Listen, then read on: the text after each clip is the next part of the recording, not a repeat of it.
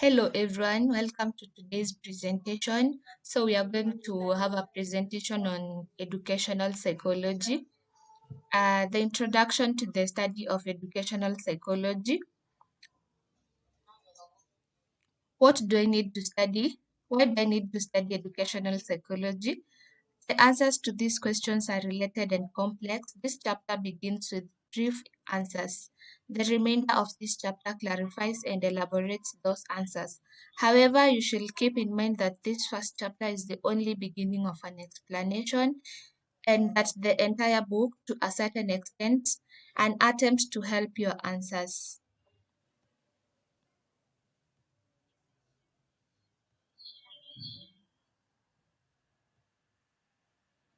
I will also have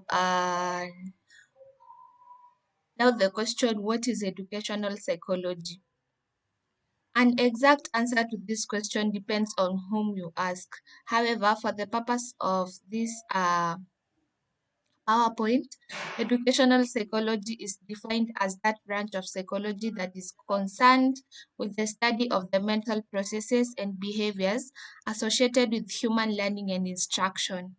Educational psychologists ask questions about the nature of learners and learning, the characteristic if of effective teaching, and how the nature of classrooms affect learning.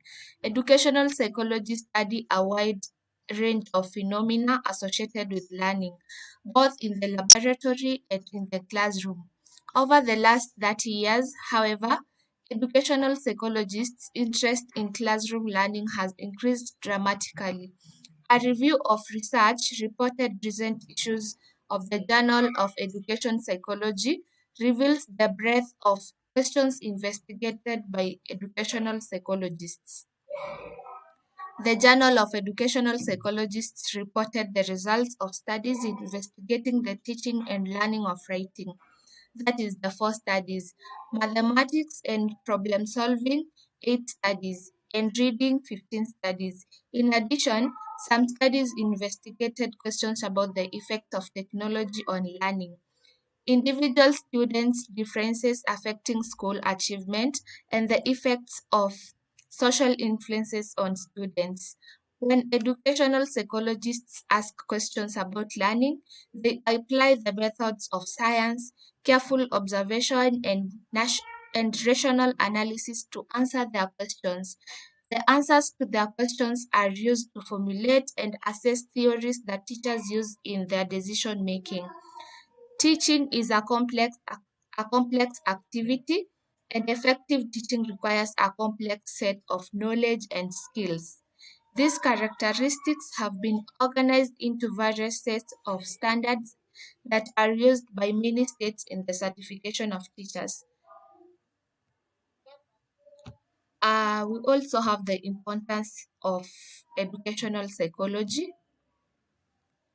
Educational psychology focuses on identifying and addressing central problems in education. It clearly depends on understanding the student's behavior and individual differences. Educational psychology helps teachers gain insights into students' needs, strengths, and challenges. It helps to curate the solution according to the students. Help teachers understand students' cognitive capacity and information retention abilities. By applying its principles, teachers can enhance their instructional strategies and promote students' success. And so in this unit, we also look at learning theories in educational psychology. The three learning theories are behaviorism, cognitive constructivism, social constructivism. In the view of knowledge, the first one, which is behaviorism, uh, it talks about knowledge is a repeater of behavioral responses to environmental stimuli.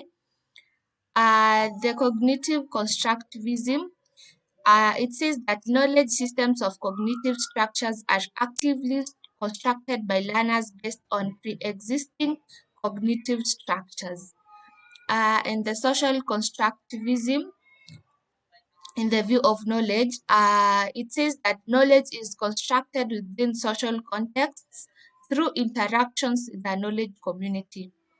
We also have the view of learning, which in the behaviorism, it says that passive absorption of a predefined body of knowledge by the learner, promoted by repetition and positive reinforcement. In the cognitive constructivism, active assimilation and accommodation of new information to existing cognitive structures, discovery by learners is emphasized. On the other hand, social constructivism, in the view of learning, it talks about integration of students into a knowledge community, collaborative assimilation and accommodation of new information. We also have the view of motivation, where in the behaviorism, extrinsic involving positive and negative reinforcement. Under the cognitive constructivism, intrinsic, learners set their own goals and motivate themselves to learn. And the view of motivation under social constructivism, it's both intrinsic and extrinsic. Learning goals and motives are determined both by learners and extrinsic rewards provided by the knowledge community. We also have the last part, which is implications for teaching. Under behaviorism, we have the correct behavioral responses are transmitted by the teacher and absorbed by the students. Under the cognitive constructivism, the teacher facilitates learning by providing an environment that promotes discovery and assimilation, which is also called accommodation. And implications for teaching under social constructivism, collaborative learning is facilitated and guided by the teacher. Group work is encouraged. That's all we had under learning theories in educational psychology. And therefore, we have this topic of classroom management strategies. The clear expectations, where establishing clear rules and expectations from the get-go can help set the tone of your classroom. We also have another one, which is consistency is the key. Be consistent in enforcing rules and consequences. Positive reinforcement. Recognize and reward good behavior. Positive reinforcement can be a powerful motivator. We also have use of humor. A well-timed joke or a bit of humor can diffuse tension and create a positive atmosphere in the classroom. Building relationships. Take the time to build positive relationships with your students. Engaging lessons. Plan lessons that are interesting and engaging. If students are actively involved in the learning, they are less likely to become disinterested, disinterested and disruptive. We also have another topic, which is under individual differences in learning. Learning styles refer to the ways individuals prefer to approach learning. People have different strengths, preferences, and strategies for taking in information. Visual, auditory, kinesthetic, explaining that more learners are visual, they prefer images and graphics, and also others are auditory, they prefer listening and discussing, and others are kinesthetic, they prefer hands-on activities. The importance of this is understanding learning styles helps educators tailor their teaching methods to better suit the needs of diverse learners. Another topic under educational psychology, we have motivation in learning. There are different ways in which you can motivate our students. The first one is become a role model for student interest. Deliver your presentations with energy and Deliver your presentations with energy. As a display of your motivation, your passion motivates your students. Make the course personal, showing why you are interested in the material. Another way of motivating learners is getting to know your students. You will be able to better tailor your instruction to the students' concerns and backgrounds, and your personal interest in them will inspire their personality loyalty to you. Display a strong interest in students' learning and a faith in their abilities. You can also use examples freely. Many students want to be shown why a concept or technique is useful because they want to study it further. Inform students about how your course prepares students for future opportunities. You can also use a variety of student active teaching activities. These activities directly engage students in the material and give them opportunities to achieve a level of mastery. Another way is to set realistic performance goals. Help students achieve them by encouraging them to set their own reasonable goals. Design assignments that are appropriately challenging in view of the experience and aptitude of the class. You can also place appropriate emphasis on testing and grading. Tests should be a means of showing what students have mastered, not what they have not. Avoid grading on the curve and give everyone the opportunity to achieve the highest standard of grades. You can also be free with praise and constructive in criticism. Negative comments should pertain to particular performances, not the performer. Offer non-judgmental feedback on student work. Stress opportunities to improve. Look for ways to stimulate advancement and avoid dividing students into sheeps and goats. Give students as much control over their own education as possible. Let students choose paper and project topics that interest them. Assess them in a variety of ways, that is, giving out tests, papers, projects, presentations, etc., to give students more control over how they show their understanding to you. That's about motivation in learning. Another topic under this unit is Piaget stages of cognitive development.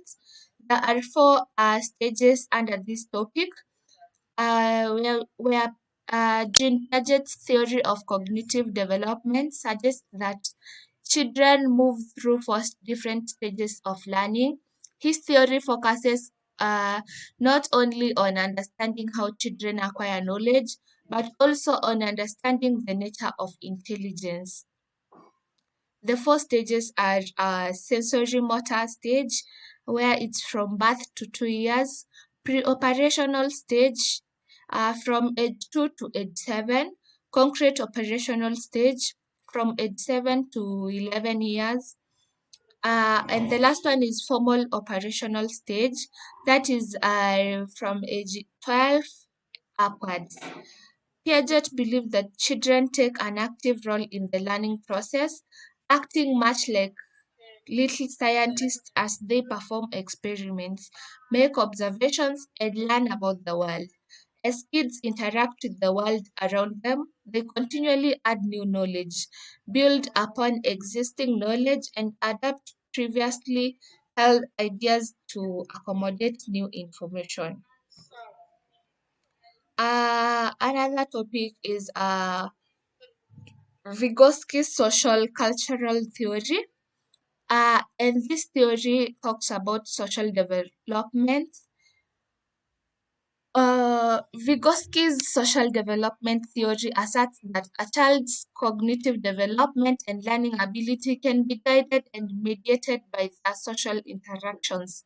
His theory states that learning is a crucially social process as opposed to an independent journey of discovery. He expands on this by stating that a child's learning benefited greatly from being guided by a more knowledgeable member of the community, that is, maybe a parent or a teacher. Vygotsky's social cultural theory also suggested that children internalize and learn from the beliefs and attitudes that they witness around them. He believed that culture played an important role in shaping cognitive development and therefore that this development varied across cultures. Vygotsky also stressed the importance of language as the root of learning. Uh, the last topic on this unit of educational psychology, uh, it's all about assessment and feedback. So, what does assessment mean in education? Assessment is the collection of data from different resources to take the student's learning and understanding. This data, when reviewed and studied in context, can give an insight into what went well and what didn't, and what is the purpose of assessments in education. The purpose of assessment in education is twofold. It helps the students to demonstrate their learning, provide feedback on the errors they've been making, and help provide opportunities to better their performance with each assessment. For the teachers, it works as an excellent tool to figure out if their teaching methodology is not working or not.